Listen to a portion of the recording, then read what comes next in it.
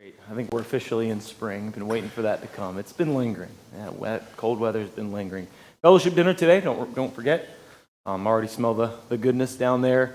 There's going to be a VBS meeting after services. So if you have a desire or are already signed up and committed, don't forget to just gather up front. We'll talk specifics. Youth retreat is, what was that, next weekend? This week, yes. This coming week, yep, at Tomlinson Run. The softball, kickball, wiener roast at the Wolfgangs next Sunday at 4. And then Tuesday with the Waltons. Going to kick off. Oh, I thought that was you sighing. You want to say something? When it kicks off. Oh, it's going to resume sometime in the near future. A couple new prayer requests. Carl's sister's going to be having some tests coming up.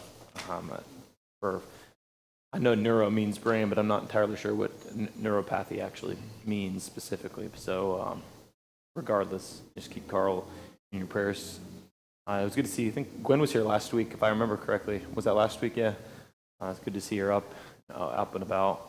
Any other prayer requests that we have out there? Yes, Garrett. My dad has something going on. He lost complete use of his right leg. Oh, man. Hospital all day on Friday trying. But they don't. Did have horrible stone spine, so they that so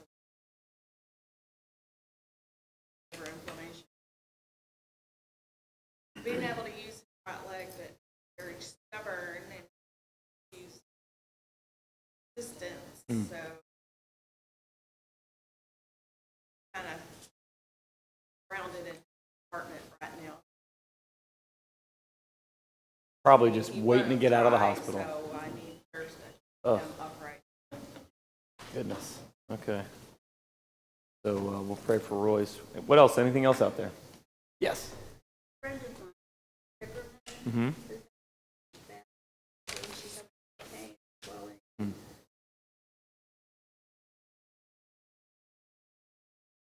Yeah. Know her because she's tired of sick. Sue Spickerman. Did I say that right? How's your brother? Yeah. Yeah. What else?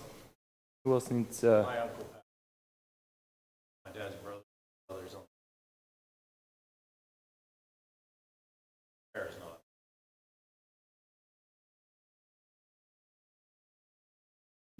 Sorry to hear that. Is it uncle? Okay.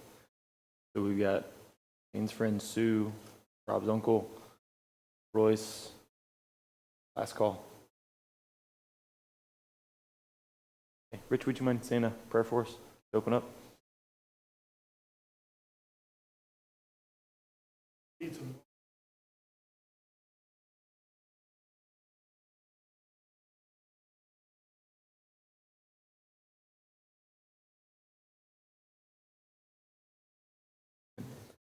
All right. It dawned on, well, not really dawned on me, but I've been thinking about the fact that we've been in Romans a good while, since the beginning of the year. You're probably like, when is this guy going to finish Romans? It's gonna take forever. We're going to try to hit 2 chapters today, so chapter 12 and chapter 13. And hopefully by the beginning of June, we'll be finished with Romans. So hopefully you've enjoyed the study. I certainly have. It is a challenging book, for sure. Anytime you read a letter written by Paul, it kind of cuts right to the chase a lot of times. He says it in a very sometimes challenging way to understand, but Paul is very bold, and as he says in Romans 1, he is not ashamed. Right? He's not scared of the gospel of Christ because he knows it is the power of salvation. All right, so we're going to start in chapter 12. So we've been spending the last couple of weeks in the last, obviously, 9, 10, and 11. So chapter 12 kind of kicks off the last part of the letter. It's very ethical in its nature. It's very much spelling out the nature of a life that we should be living in Christ as Christians.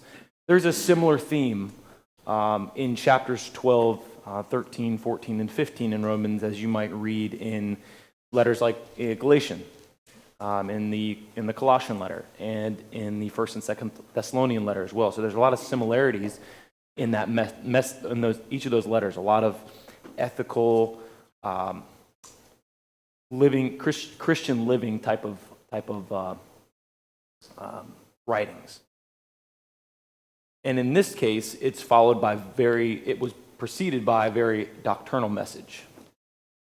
Right, so he goes from very doctrinal to very much how we should be living. So he messages it in he directs the attention at multiple audiences, and we'll hit on that upcoming here. So let's, if we can, let's turn to Romans 12. If I can ask for someone to read just the first two verses, we'll start there. Romans 12, verses 1 and 2. Therefore, brothers, by the mercies of God, I urge you to present your bodies as a living sacrifice, holy and pleasing to God.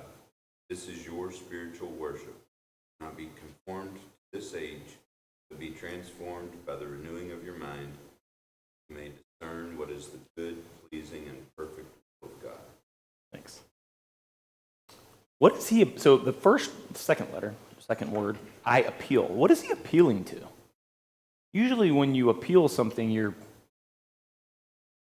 I just think about it in a legal term, almost you're being accused of something, and yet you're giving an appeal that maybe, hey, this is why it happened or why I didn't do it. What is he appealing to, in your opinion here? I heard you? Urge, okay. Any other translations out there? Or any thoughts on just why he's whether it's urge or appeal? Okay. What's a lot of this book been discussing? What's a lot of Romans about? Grace by what? What, Lindsay? Say it. You're right. Faith, not by deeds, works, the law, right? And he just got done, not necessarily because it's, because how he wrote it was literally this is the next, word or chapter of the book necessarily, but remember, he's talking to those that have been ingrained in the law and thinking that doing the law is what pleases God, right? So he says, I appeal, brothers, by the mercies of God, to present your bodies a living sacrifice, holy, acceptable to God, which is your spiritual worship. Mercies of God. Does anybody have any a different translation by chance there?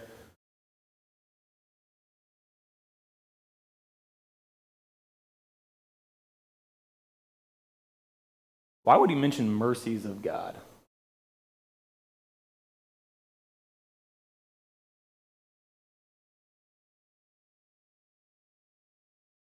Yeah, we can't obtain perfection, right?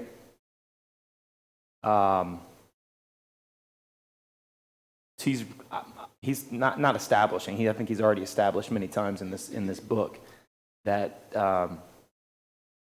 we're not going to be perfect, and we need that mercy. But we shouldn't be driving towards moral perfection necessarily. Perhaps spiritual perfection.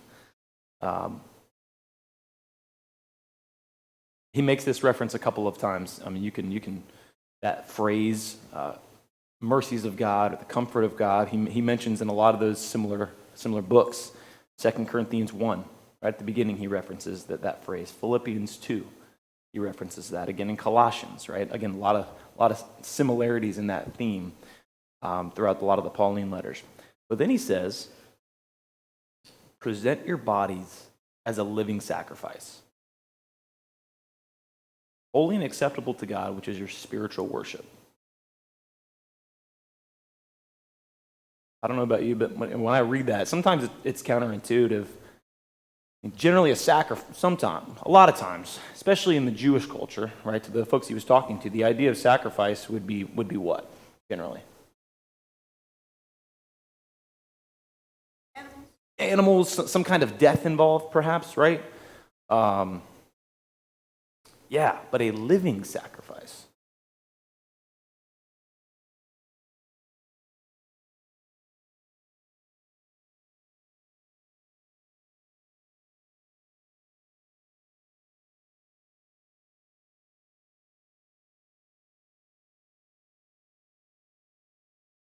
Can you read that note one more time?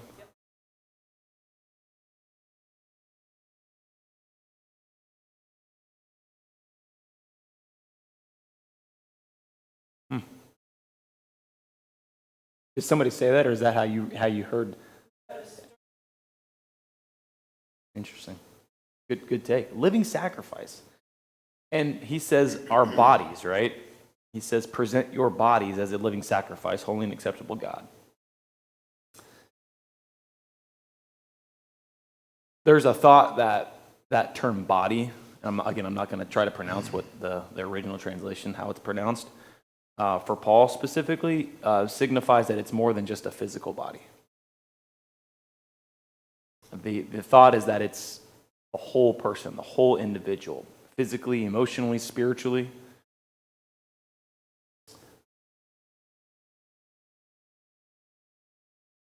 I think if we will go back to Romans 6, Romans 6 at the very beginning of that chapter.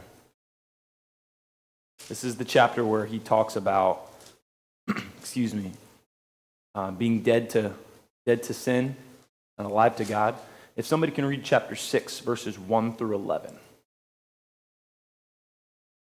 Again, thinking about it in terms of presenting our bodies as a living sacrifice, holy and acceptable to God. Chapter 6, 1 through 11.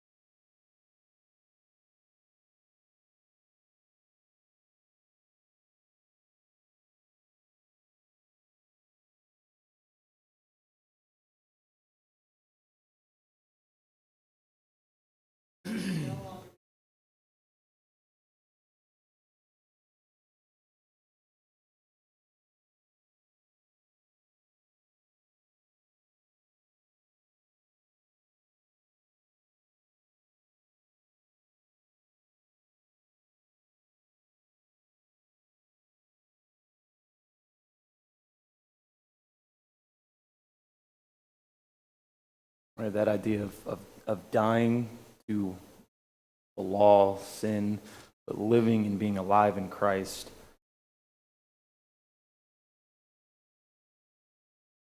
There's reference in Colossians of putting off the old man, putting on the new man, right? The idea of living sacrifice. Paul mentions a couple times, I think it's in Philippians, the phrase, "For me to live is Christ."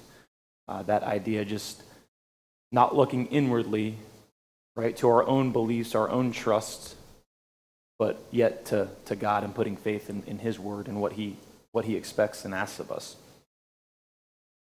Before we move on, any additional thoughts on the idea of living sacrifice?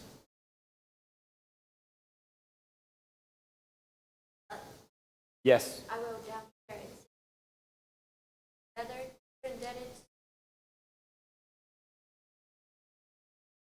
You're either indebted to serving yourself or Christ. Is that what you said? Yeah. Can't serve two masters, right? It's well said. Very well said. That second part of verse 1 in Romans, going back to Romans 12. Holy and acceptable to God. Right? We're dedicated to God's service rather than trying to be morally perfect.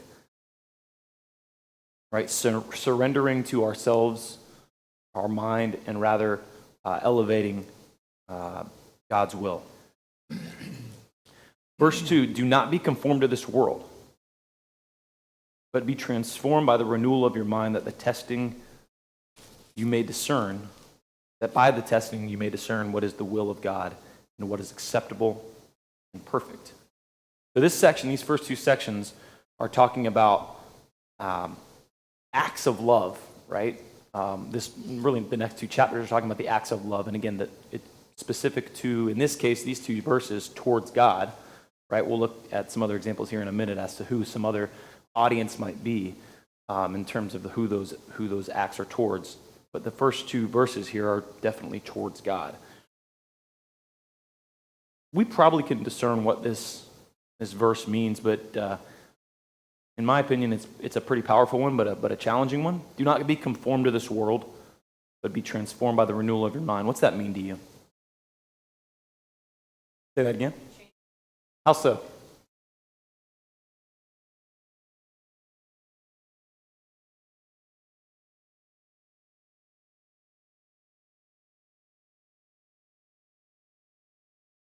Yeah.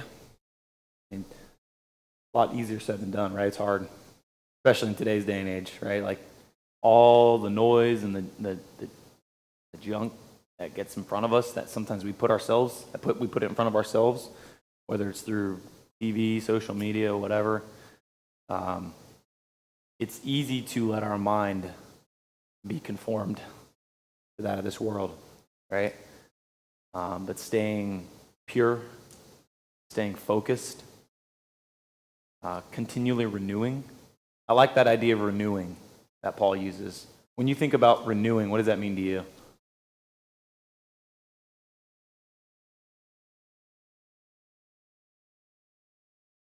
What do you do when you renew something? Fresh start.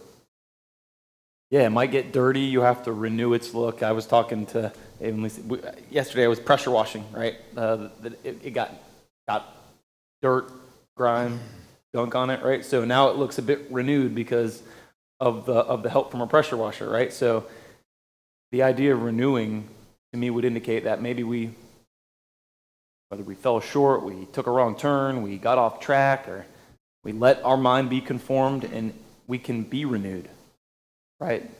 Not that ideally we stay pure and on track, but we've read many times where sin has that incredible power to enslave us and to pull us astray.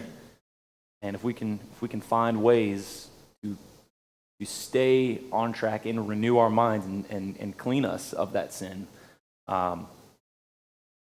we have hope, right? I find that very encouraging, right? Very encouraging. All right, so the first two verses of chapter 12 are talking about the way that we act in love towards God.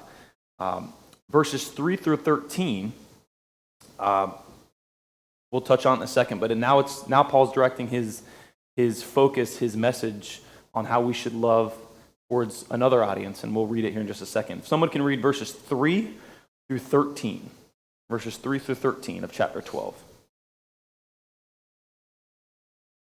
Grace given man among you, highly of himself, and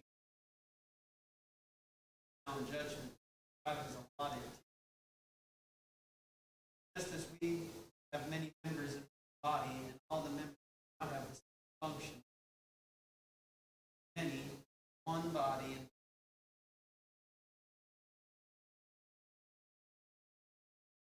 gifts that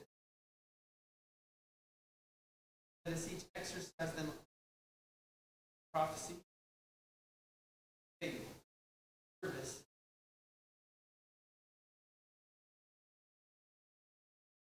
words, patience, gives with morality,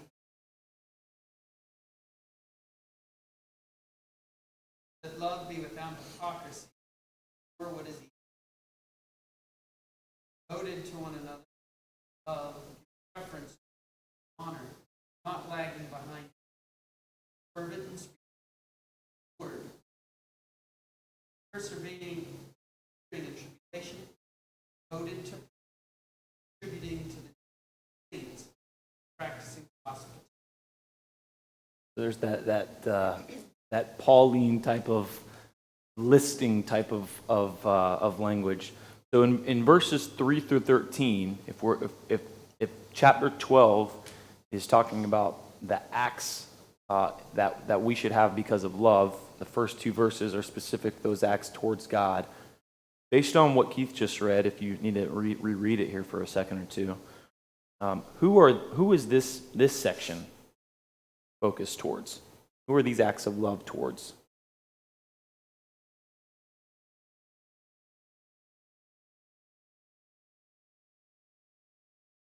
Brethren, yeah. Yeah, absolutely. Might be a silly question or perhaps easy, very easy. What gives you that impression?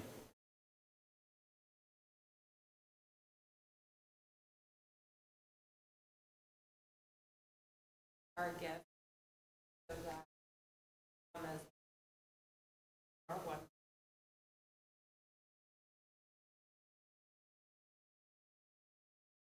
God, because we all work together, same goal, with this that Yeah, spot on, right?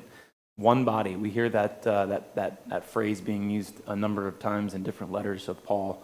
I think for me, the one that I think when I think about the unity chapter, right? Oftentimes Ephesians, I think 4 is referenced quite a bit. One body, one church, one baptism, etc. Paul obviously talks to it here. And he also goes into greater detail about the one body in Christ in 1 Corinthians 12. He says in that passage in 1 Corinthians that there may be no discord in the body, right? That they all communicate and partner together, right? Complement each other.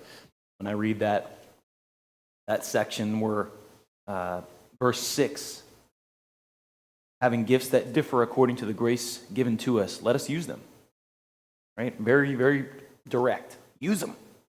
Don't sit on them. Use them. If service, if teaching, exhortation, contributing, leading, do with mercy, with cheerfulness, right? Don't sit on the gifts that God's given you. Do it, but do it with mercy, with humility, with love, with zeal.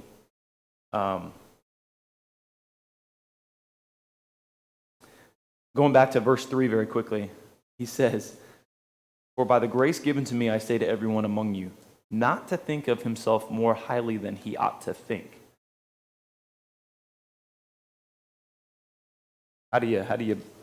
What is he saying there? Don't think of yourself more highly than you ought to think. Okay? Is that hard for us to do sometimes? Yeah. Yeah. I find that maybe that's just more human nature. I don't know if it's definitely prevalent in the church, right? I mean, we all struggle with that. It's definitely prevalent in the secular world, right? Whether it's in school, in any industry.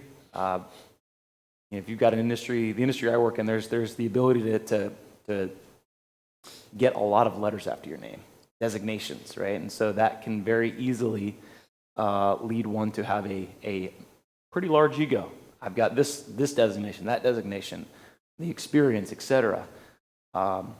Anytime I hire somebody new, one of the things that I have to always message to them is, look, no one's bigger than the team. Team is the most important thing, this office, right? And I think that's what Paul's saying here, right? You're not better than anybody else in the church. Doesn't matter if you're up there singing, you're up there preaching, you're up there saying a prayer, or you know what? If you're not necessarily up in front, but you're teaching a Bible class, or you're giving with generosity, as he says, right? No one's more important than anybody else because we are one, right? We are one. Additional thoughts there? Comments? Oh, yeah.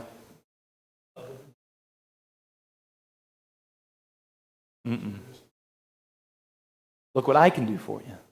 Yeah.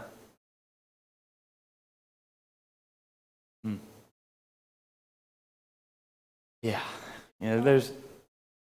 Go. Besides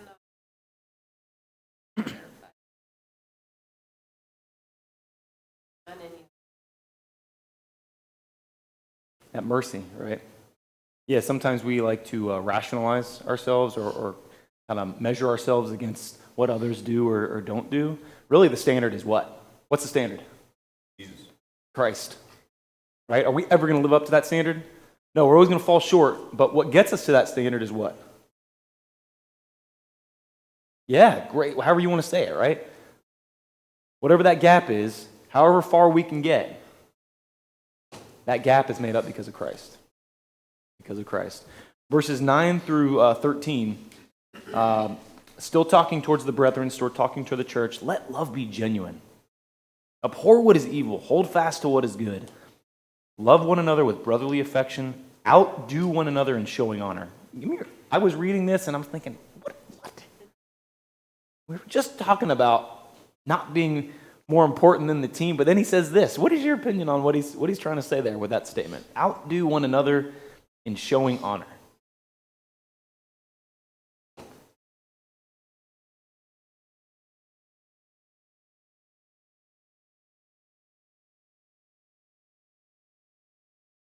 I don't have the answer for the record, so it's okay to be wrong. Because I'm going to be wrong. Well, I heard a sermon about this one time after the worship service. Nobody could get out the door because everybody was holding the door open. Like, no, you go. Nobody's going to go through the line this afternoon. Everybody's going to want enough people to go first. And nobody would go out of it. So. I guess I was thinking there's always more you can, not a checklist where you can be done with it. Always, whether that is close open or bring outside. Yep.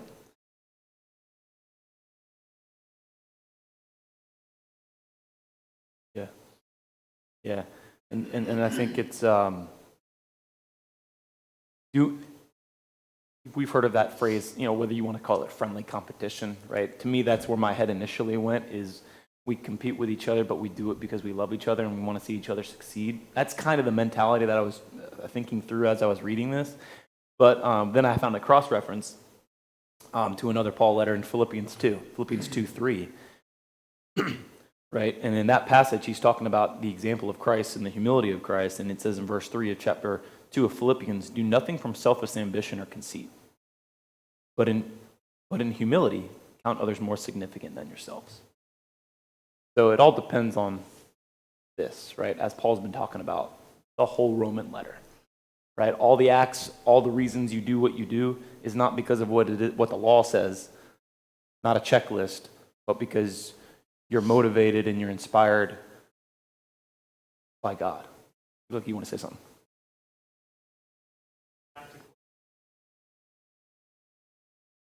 We have a proper selves, they're not more practical living, preference to other people, not self.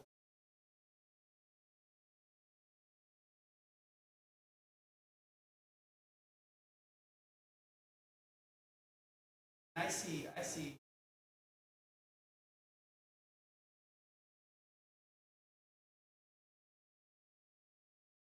think highly of her not to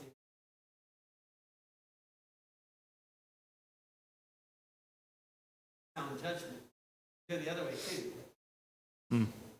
Good point. I have nothing to offer. That's not sound judgment. Right. So, proper attitude. That's a really good point. I didn't think about it like that because oftentimes, I've done it, right? When Keith approached me to teach the class, there's no way I could teach an adult class. You kidding me? I don't know. There's no way, right? We've all had that. We've all felt like that in some way, shape, or form. I promise you. So that's a really good observation. All right, go. Well, I think Lindsay has something to... Oh, go, Lindsay. Raise your hand. Yeah, I love it. We'll go. Go, Cass. Cass, Lindsay, Richard. Go ahead. Go, Cass. Well, just following that verse that we're in, it also says, not be slothful in zeal, be fervent and Lord. It just makes me think of how your household is ran, and sometimes when one person person is the sluggish one, the clumsy off of. When you have people in the church that are on fire for Christ, and when you have people that are late, lost the zeal and just that spreads. So, I was thinking the same thing as Keith was talking, that idea, if you've ever heard it, the multiplier effect, right? It just catches fire, right? One act, one kindness, and then, right, it just explodes, which is a good thing. So that, appreciate that thought. Lindsay.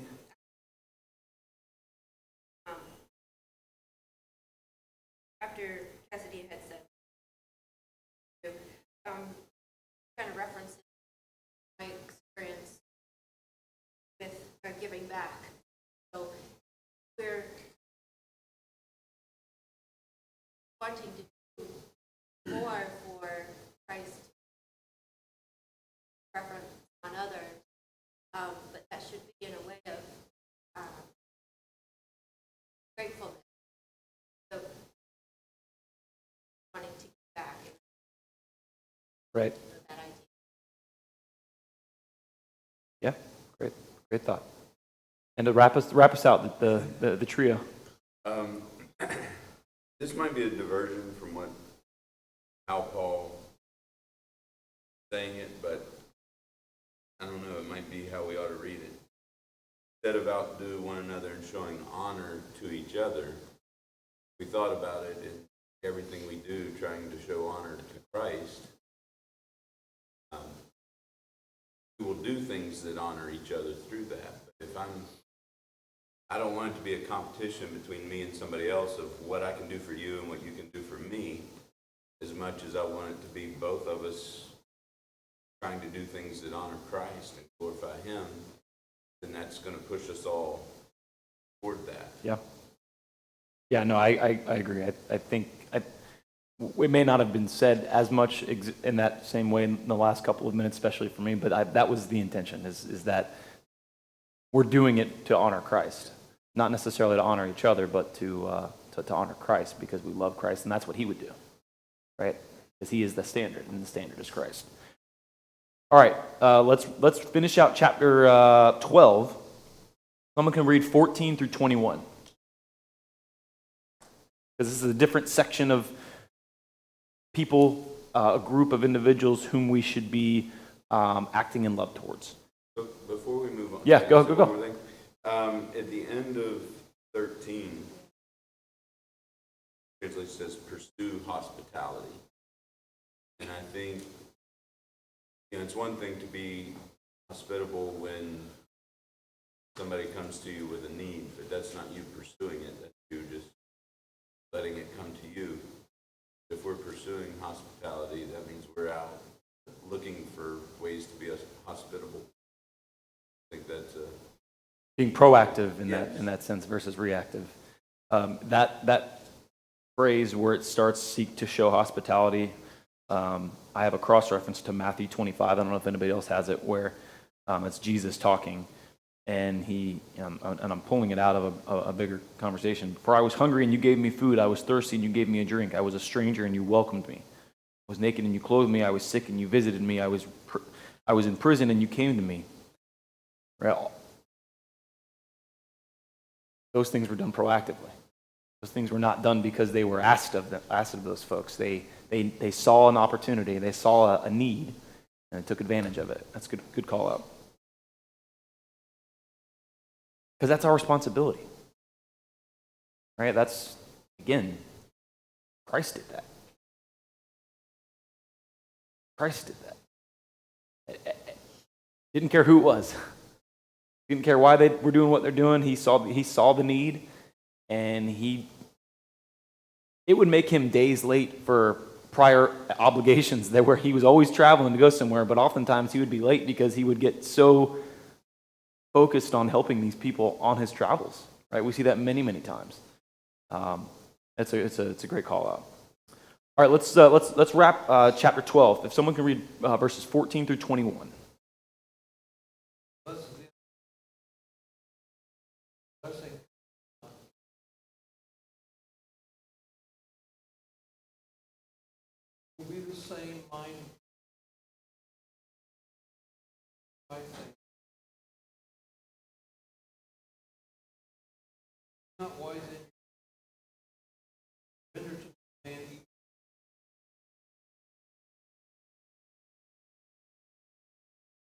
possibility as much life be always avenge not yourself unto it is written unto me, I am if thy enemy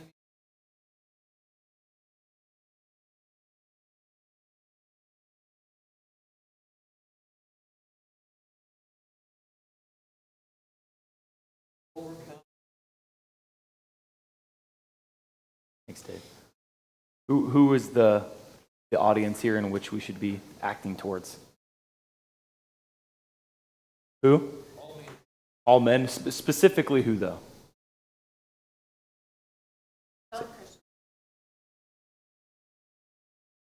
I think all of them, all of the above. I think specifically here, I mean, the first verse in 14, bless those who persecute you. I don't know if you want to call that, non-Christians, non-believers, enemies of Christ, whatever you want to call that group of individuals. I think all of the above that was mentioned certainly apply.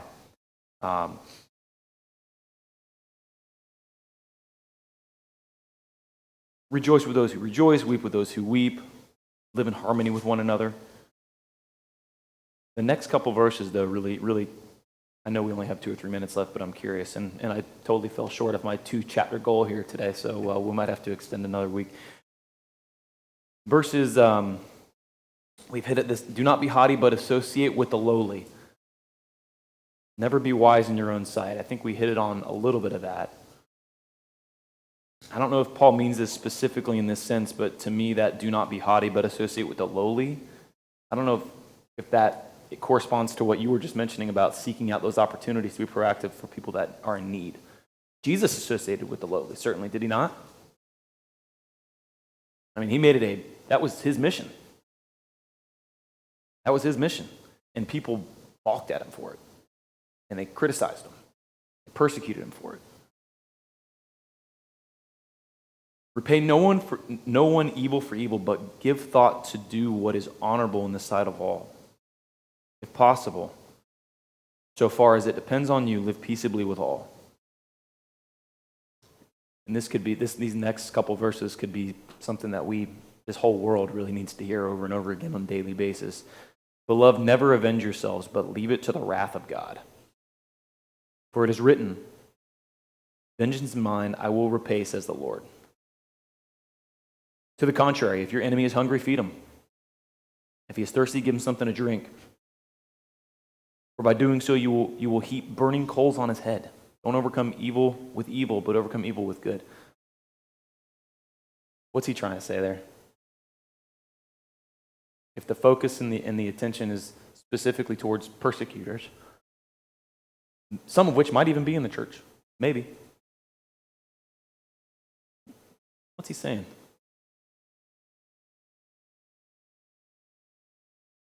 What's the golden rule? That's the one I come back to all the time here. What's the golden rule say? Okay. Yeah. I don't know if that's exactly how it should be interpreted, but maybe. So often something bad happens to us. What is our inclination? Not every time, not everyone, but generally in the world, what's our inclination if something bad happens to us? Whether we do it or not, what's our first thought or one of the first thoughts? How am I going to get that person back? Yeah. How am I going to get that person back? And Paul says, you need to do the opposite. Why does he say do the opposite?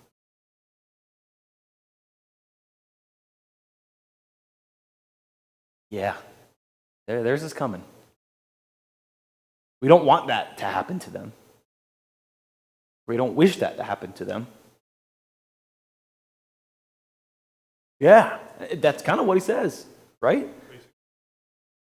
If your enemy is hungry, feed him. If he is thirsty, give him something to drink. This phrase, I think it's taken from Proverbs or Psalms, this next phrase. For by doing so, you will heap burning coals on his head. What does that mean? What's that? That would hurt. It would hurt. But he's saying that in reference to feeding him if he's hungry. giving him something to drink if he's thirsty, your enemy. Why would that act, an act of love and kindness, I mean, well, I had something else to say. I struggle with words. Sometimes, I'm not perfect. I don't want to make it sound like I am. Something that is helpful is sometimes remember we are. Sometimes in the heat of the moment, or after listening to what some evil one did, it's hard to remember that. But what you were talking about,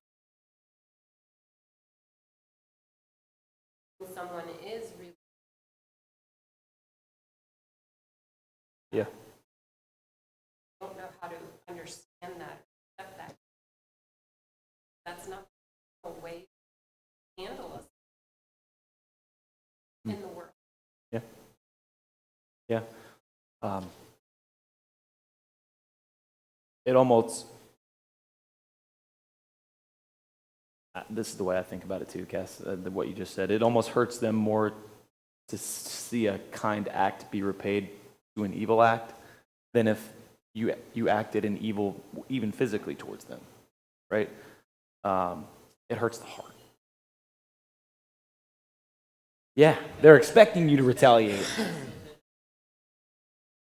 Growing up, for somebody.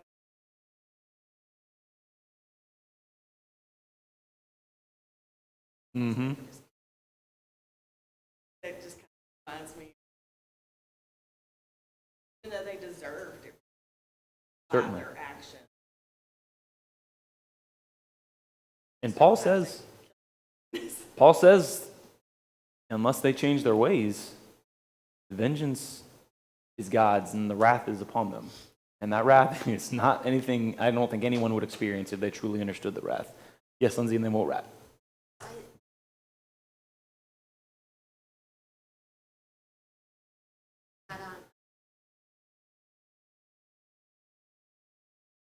By retaliating,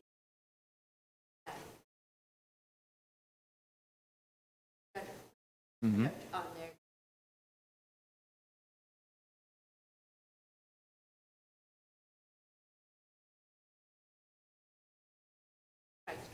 Yeah. Yeah, the standard is Christ, always. Now, I will say, kindness may not be applicable to every situation either. We see Christ not always he acts in love always, but not always in kindness, right? There's an example that probably you all think of. He walked into the temple, and they're what? What are they doing in the temple? Yeah. And what does Christ do? Does he go give him a big hug?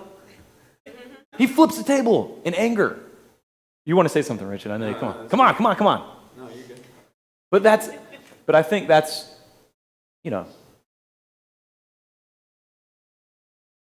don't know what there's something I'm trying to say, but I can't verbalize it.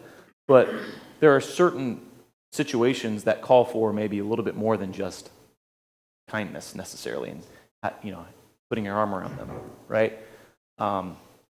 If you're never one to typically get angry or frustrated, at least visually for others to see, but when you do, people usually know that you mean business, right? And I think that's kind of what happened with Christ in that example. Is Christ is usually always acting out of love, and people can see that, and he's taking time to associate with the lowly and care for their needs proactively, and then he sees something like this happening.